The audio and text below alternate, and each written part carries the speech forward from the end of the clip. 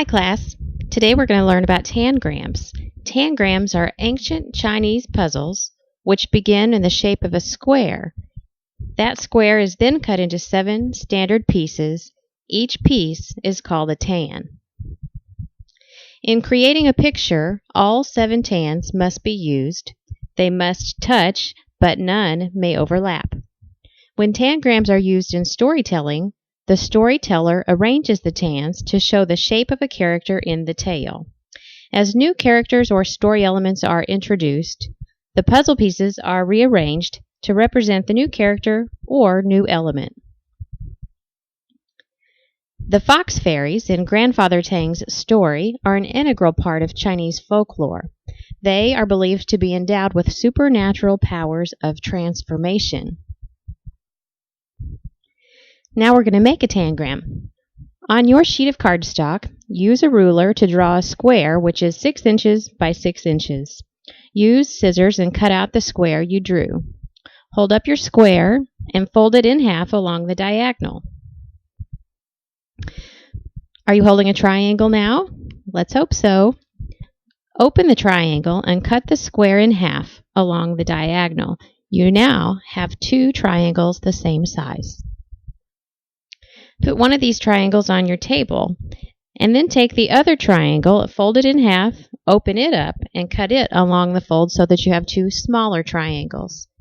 Compare the 2 triangles. What do you notice about them? Put the 2 congruent triangles on your table and pick up the large triangle. Fold the large triangle in half as you did the other large triangle. Then open it up. Take the top corner and fold it down until it touches the bottom of the triangle. You will have 2 folds before you cut. Open the triangle and cut along the horizontal fold. What are the names of these 2 shapes? Can someone tell us? Now take the trapezoid and cut it in half along the fold. You should have 2 trapezoids. Fold one of the trapezoids to make a square and a triangle. Open it and cut it along the fold. Fold and cut the last trapezoid to make a parallelogram and a triangle. Now everyone should have a complete set of 7 tangram pieces. As we read Grandfather Tang's story, you will use your set of tangrams to make the animals in the story. Grandfather Tang's Story, A Tale Told with Tangrams, by Anne Tompert, illustrated by Robert Andrew Parker. Grandfather Tang and Little Sue were sitting under a peach tree in their backyard. They were amusing each other by making different shapes with their tangram puzzles. "Let's do a story about the fox fairies," said Little Sue. So Grandfather Tang arranged his 7 tangram pieces into the shape of a fox. Then Grandfather Tang made another fox with Little Sue's 7 tangram pieces. Little Sue clapped her hands as her grandfather began. Although Chu and Wu Ling were best friends, they were always trying to outdo each other. One day, this rivalry almost brought their friendship to a tragic end.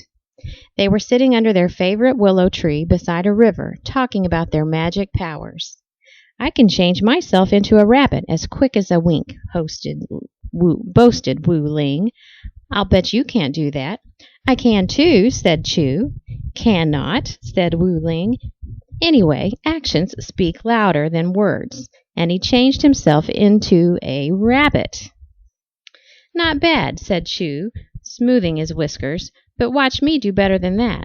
And before long, Wu Ling could blink, Chu changed from a fox into a dog.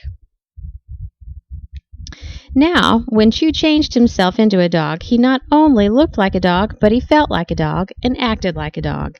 He bared his teeth and lashed his tail. Wu Ling shivered and twitched his nose. "I love rabbits," Chu growled, "and I'm going to get you and gobble you up." The dog edged closer and closer. Wu Ling's eyes grew bigger and bigger. He was too frightened to move at first, but then he thought, "I'll be safe if I can climb up the willow tree." His little puff of a tail grew long and bushy, and his tall ears shrunk as Wu Ling transformed himself into a squirrel. Wu Ling sprang into the willow tree and scrambled to the top. Chu will probably turn himself into a cat so he can climb up the tree after me, he said to himself.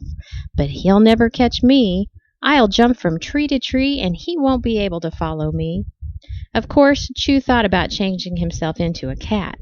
But that's just what Wu Ling expects me to do, he said to himself. What can I do to surprise him? He thought, and he thought. I know. I'll swoop down upon him from above. And he turned himself into a hawk.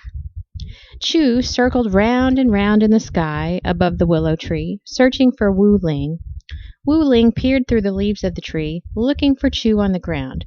Round and round Chu circled the willow tree until he spied Wu Ling. Keek, keek, keek, he shrieked as he zoomed down upon the squirrel. Wu Ling trembled. Chu's beak looked sharp enough to pierce right through him. If only I lived in a shell house, he thought. Then Chu couldn't hurt me.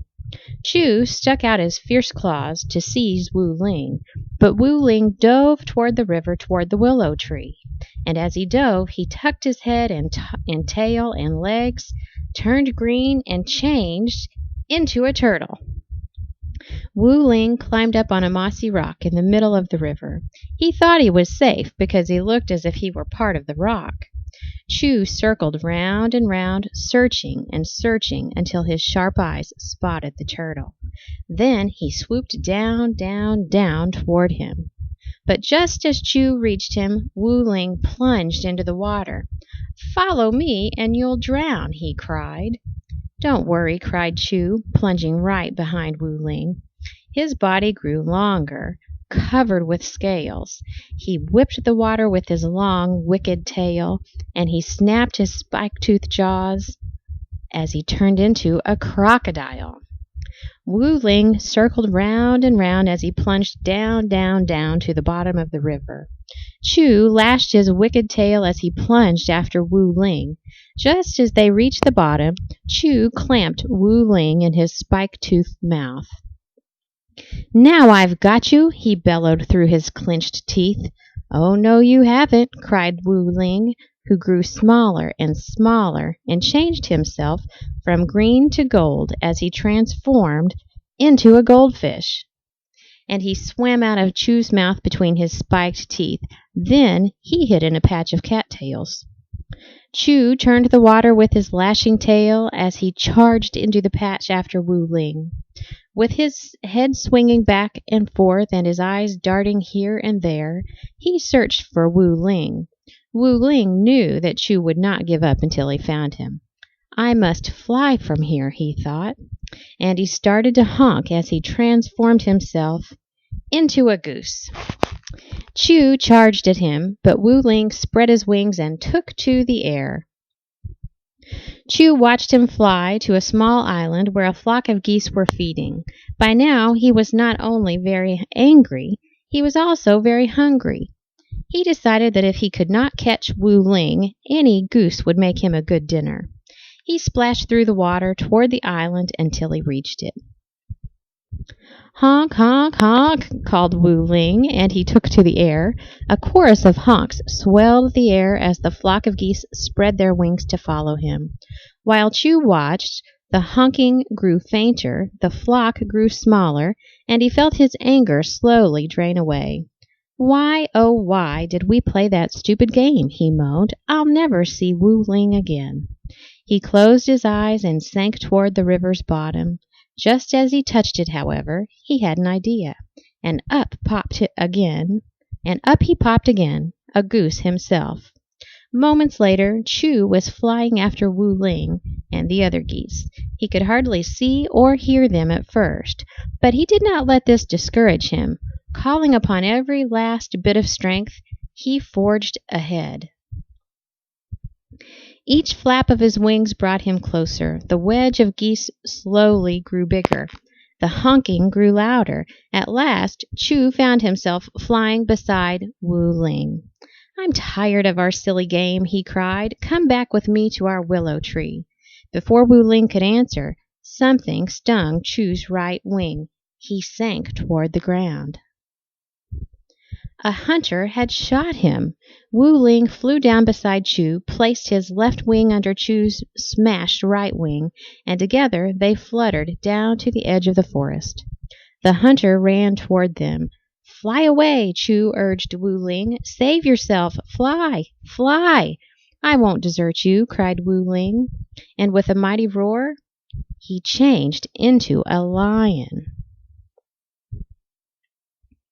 The hunter raised his bow. Wu Ling sprang toward him and knocked the bow from his hand. The hunter fled, leaving his bow behind.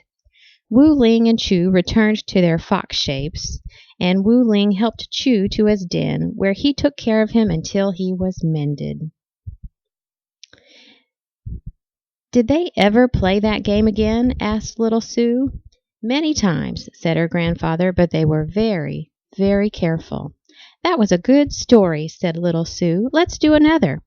Grandfather arranged his 7 tangram pieces. Is this story going to be about a man? Asked little Sue. Yes, said her grandfather. He's old and he's tired. He wants to sit under a tree and rest a while. Is he a grandfather like you? Asked little Sue. Yes, said her grandfather, just like me. Little Sue arranged the 7 pieces of her tangram beside her grandfather's. Is that a little girl? He said. Yes, little Sue said, just like me. She'll sit and rest beside the man. That will make him very happy, said Grandfather Tang. And now, little Sue, what will we do? We'll sit and rest together until Mother calls us for supper, said little Sue. That will make me very happy, said her grandfather. So, in this tangram activity, we were able to make a triangle on your table using the set of tangrams. In the story, the foxes changed into different animals. Take the triangle you made and change it into another triangle, then another, using the different pieces. Work with the people in your group and make as many different triangles as you can. Once you have made a triangle, trace it on a piece of paper and cut it out. Trace around each piece so we can see how you made each triangle. When everyone's finished, we'll post examples of all the different triangles you found. Thank you.